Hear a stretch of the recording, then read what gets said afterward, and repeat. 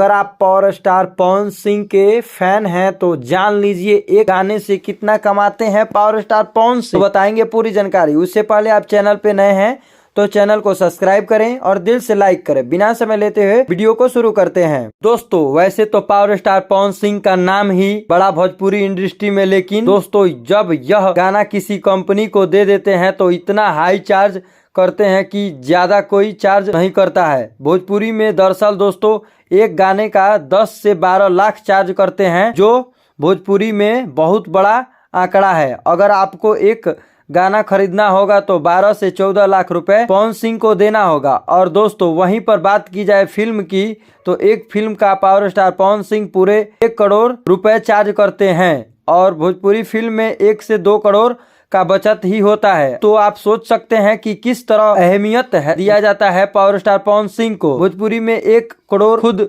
ले जाते हैं और पावर स्टार पवन सिंह 1 करोड़ में हीरोइन डायरेक्टर सारे मिलकर 50 से 60 लाख में निपट जाते हैं। वहीं पर दोस्तों बात करें पावर स्टार पवन सिंह के स्टेज शो का तो कितना लेते हैं।